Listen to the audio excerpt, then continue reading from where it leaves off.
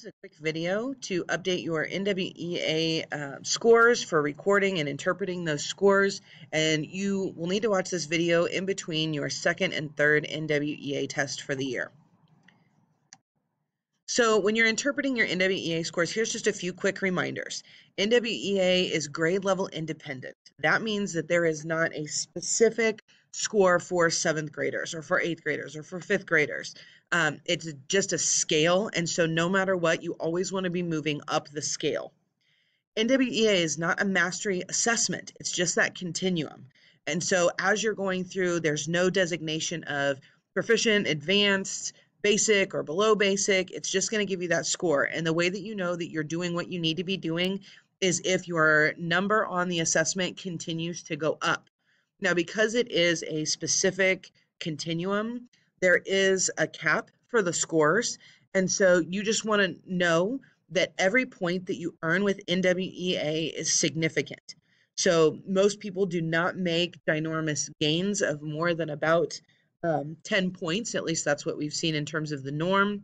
And if you only made a gain of 1 point or 2 points, that's just as significant. You also want to think about that if yours went in the negative direction. And so we'll talk about that a little bit. It's really important. Every single one of your points that you earn is important. Remember that your RIT score means ready for instruction today. And that is just, it's a score that tells your teachers kind of where you're at and what you're ready for and what we can reinforce. And then that projected RIT score that you are given through the assessment, the goal is that you meet or beat that score by the end of the year. So remember that in order to be on track, to be growing at the rate that you're supposed to be growing, that means that you meet that RIT score by the end of the year. So if you have not yet met it, that's okay. You've got another NWEA test to take. If you have already met it, then you want to continue to grow because it still is going to be tracking that growth throughout the year. Remember that every goal area also will give you a RIT score. So your projected RIT score is your overall for a whole content area, math, reading, or language arts. But then every goal area underneath math, underneath ELA will also have a RIT score as well. Those just don't have projected RIT scores. And the last thing is the NWE is taken 3 times each year. And again, we're looking for that steady growth. I can't emphasize that enough. You want to be growing every single time. And so you want to make sure that no matter what, whether you move forward, went backward, stayed the same, grew by a little bit, what we want is for the next time you take the assessment for you to improve even more. So right now what you're going to do is you are going to go through and you are going to track your assessment scores in your online data binder. You are also going to write your student action plan and your goals on the sheet that's in front of you. So you're doing this in 2 different places.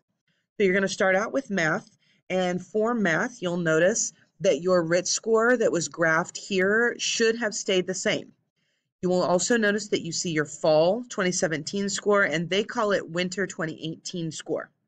For this individual, they actually went down in their score, which is not obviously what we want. However, they still have their spring 2018 assessment where they can meet their RIT score. So with their projected RIT score being 225, this person might have set a goal the last time of maybe 225 to 230. This time, they're going to want to set their goal right at that 225 or maybe 1 or 2 numbers above, maybe a 226 or 227. You're going to record that down here where it says my goal. Then you're going to come over and you're going to look at your goal areas. And so remember, for each of these, you'll notice that there are some that are highlighted and some that are not. For the ones that are highlighted yellow, those are areas of relative or areas of possible concern. On yours, you'll notice that there is no color. However, the ones that are yellow on the screen, you'll notice are in italics. And so any of yours that are in italics, those would be your areas of possible concern. If you see that you have a score that has a dark box around it and white print, those are your areas of possible strength. So you're going to want to take a look at those. And then in your student action plan, what you're going to do is you are going to write a specific plan. So I am going to pay more attention to these following units in math. I'm going to make sure to complete all of my homework. I'm going to pay more attention on the test that I did this last time around. Whatever it is, you need to be specific about how you are going to meet the goal you wrote over here. Let's take a look at another example while you track your reading score. For this individual, they met their projected RIT score during the winter 2018 assessment. If that's the case, then they are still going to set a goal for their growth. And so knowing that they already met it and that they moved by about 3 points, they would probably estimate that they would move about 3 points again. Again, it can be a little bit more than that. It can be a little less than that. You want to think about what's going to stretch you. And again, they would record their goal down here, probably somewhere between a 231 and a 235. Then over here, again, you take a look at your goal performance. You take a look for that italics, where it's going to show you areas of possible concern. You look for your areas that have the dark box and white print, and those are going to be your areas of strength. Now, remember that it's also possible that you won't have anything that's highlighted or italics. That doesn't mean that you did really poorly or that anything is wrong. It just means that you didn't have any areas that stood out one way or the other. You'll also notice on this one that there was an area of possible concern that turned into an area of possible strength. That means that this individual is doing a really good job of working on this particular goal performance area. So down in the student action plan, they may write about attempting to increase their ability to read and evaluate informational text. They may discuss continuing their vocabulary development. They may discuss maintaining a focus on literary text. They could also talk about turning in all assignments, paying attention during class, or focusing on the assessment, anything that's going to help them meet their new goal. Lastly, let's go ahead and track language usage. Again, don't forget you're doing this in your data binder and on the sheet that's in front of you.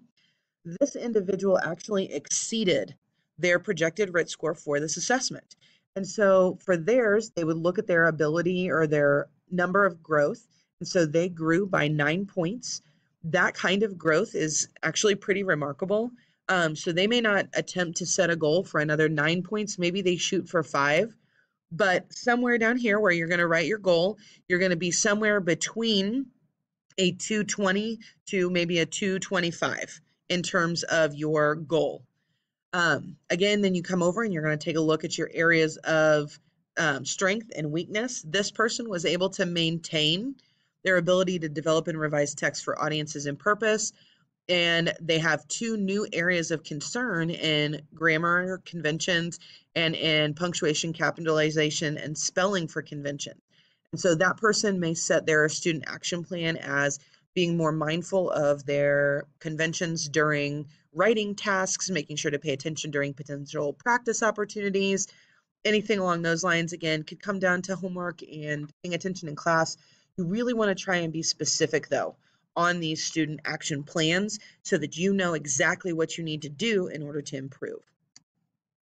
So what are your next steps? So your goal between now and the next assessment is to actually carry out the action plan that you put into place and ensure that you meet your goal both during the assessment, so making sure that you really focus during that assessment and after the assessment and in all those in-between times. You really want to make sure that you're using every day to try and get better. And then remember that your goal for each assessment, and when it comes time to look at these again, and we will do that a little bit closer to the assessment, you're going to compare your score now to the actual score you receive, and because you get your scores right away, you'll know exactly how you did. Hopefully you guys will make sure to track everything in the way that you needed to track it and set your goals in the way that you needed to set those. I wish you the best of luck, and please know that if you are invested and you're doing the kinds of things that we need you to be doing in class, that you are going to be pretty much guaranteed to grow. Have a great semester.